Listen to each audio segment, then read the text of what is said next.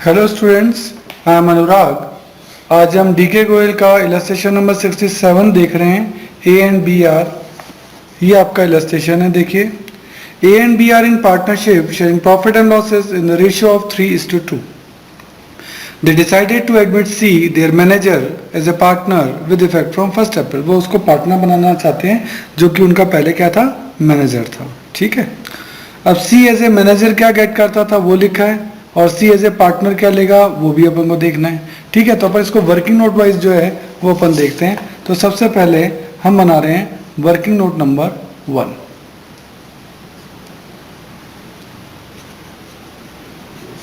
Yoga C as a manager get।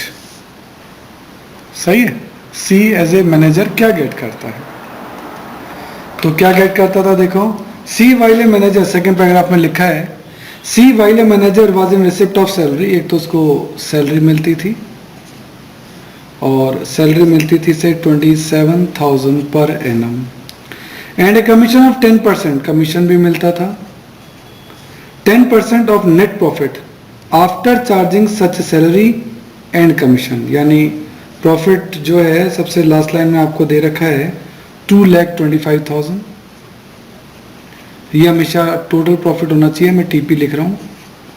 उसमें से लिखा है 10% of net profit after charging such salary, salary को लेस करते हैं, सैलरी कितनी है 27,000, एंड कमीशन, तो कमीशन तो पता ही नहीं है, 27 इसमें से लेस कर देते हैं, ये आ गया 1,98,000। और उस पर 10% कमीशन देना, वो भी आफ्टर कमीशन है, तो into 10/110, rate upon 100 plus rate, ये आपका आ रहा है 18,000 का कमीशन। ये मैंने यहाँ लिख दिया, तो उसको कमीशन मिल रहा है 18,000। तो 27,000 की सैलरी है, 18,000 का कमीशन है, तो 27 एंड 18 एज ए मैनेजर वो कितना गेट कर रहा है 45,000। 45,000 वो एज ए मैनेजर जो है वो गेट कर रहा है। सही है। चलिए आगे चलते हैं। Working note number 2, C as a partner get, as a partner वो क्या गेट करता है, तो जब वो पार्टनर बन जाएगा तो फिर उसे ये सैलरी और कमीशन तो नहीं मिलेंगे, तो फिर उसे प्रॉफिट में पार्ट मिलेगा, और प्रॉफिट में वो पार्ट कितना लेगा, फर्स्ट पैराग्राफ में लिखा है 1/4 शेयर, लास्ट लाइन में लिखा है। तो यहाँ भी हमेशा टोटल प्रॉफिट ही लिया जाएगा, ये बात ध्यान रखने की है। टोटल प्रॉफिट वही है 2,25,000, और वो उसका 1/4 जो है वो लेगा, और 2,25,000 का 1/4 जो आपको आता है वो आता है 56,250। ठीक है। तो यानी उसका दो ऑप्शन है कि या तो एज ए मैनेजर वो 45,000 ले ले, और या एज ए पार्टनर वो 56,250 ले ले। तो वो कौन सा लेगा, ऑब्वियसली जो ज़्यादा हो, तो ज़्यादा तो ये वाला एज ए पार्टनर, तो वो ये लेगा। तो अब ये जो एक्सेस ज़्यादा देना पड़ेगा, ये फर्म के लिए नुकसान है, और ये नुकसान कौन बेयर करेगा, तो उसके लिए वर्किंग नोट नंबर 3 क्या, एक्सेस बॉर्न बाय कौन है वो अपन को देखना है। तो ये बात लिखी थी थर्ड लाइन में, लास्ट पैराग्राफ में, would have to be personally borne by A. ये कौन बेयर करेगा, A. Excess borne by A कितना होगा, तो देखो अभी वो लेगा ये 56,250, पहले उससे मिल रहा था एज ए मैनेजर 45,000, तब उसे पहले के मुकाबले कितना ज़्यादा मिलेगा 11,250, और ये 11,250 कौन बेयर करेगा, ए। ये तीसरा वर्किंग नोट बन गया।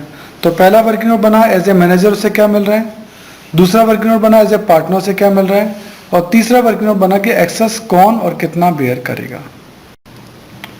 तो नेक्स्ट वर्किंग नोट है working note number 4, this is distribution of profit. इसको कैसे करते हैं, सबसे पहले टोटल प्रॉफिट दीजिए। टोटल प्रॉफिट क्वेश्चन में दे रखा था 2,25,000, उसमें से सबसे पहले वर्किंग नोट नंबर 1 जो एज ए मैनेजर था, एज ए मैनेजर वो कितना गेट कर रहा था, दैट वाज 45,000, उसको लेस कर दीजिए। 2,25,000 टोटल प्रॉफिट में से working note number 1 as a manager वाला जो है अपन लेस कर देते हैं। तब कितना बचा 1,80,000 और ये 1,80,000 किसके लिए बचा ए एंड बी के लिए। तो ऑब्वियस है इसे ए एंड बी आपस में बांटेंगे। ठीक है, ये 45,000 तो हमने पहले से ही अलग कर लिया। तो अब इस 1,80,000 को ए और बी कौन से रेशो में बांटेंगे 3:2 में। तो जब 1,80,000 को वो 3:2 में बांटेंगे तो वो कितना आएगा, वो आएगा 1,08,000 एंड 72,000। अब एक्सेस जो बेयर करना है वो ए को बेयर करना है, वो वर्किंग नोट नंबर 3 में हमने निकाला था कि 11,250 ए को देना पड़ेगा।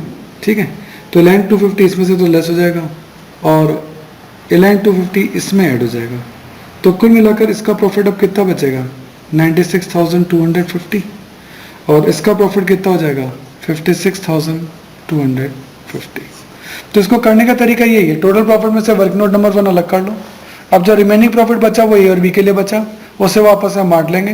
देन जिसको भी बॉन्ड करना है, यानी ए दे रहा है, ये ए का पार्ट है, ये बी का पार्ट है। तो ए वाले पार्ट में से 11,250 लेस हुआ और जाकर सी के अंदर ऐड हो गया। सी जो कि पहले मैनेजर था, अब उसको 11,250 और मिल जाएंगे, 56,250 हो जाएगा। इसको पी एंड एल एप्रोप्रिएशन में कैसे दिखाएंगे वो देख लें।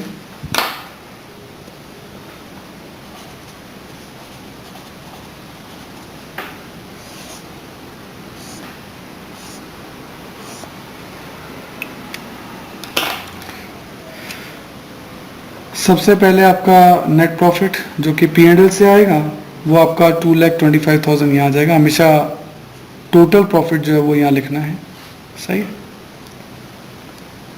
देन टू एस कैपिटल, ऊपर वर्किंग नोट से देखें ए को कितना मिलेगा 1,08,000। Then to B's capital, B को कितना मिलेगा 72,000। Then to C's capital, C को कितना मिला 45,000। अभी तक मैंने वो एक्सेस वाला पार्ट नहीं किया है। अब मुझे पता है कि ए 11,250 दे देगा, किसको सी को, तो सी के ये जुड़ जाएंगे। इससे सी का प्रॉफिट कितना हो जाएगा 56,250।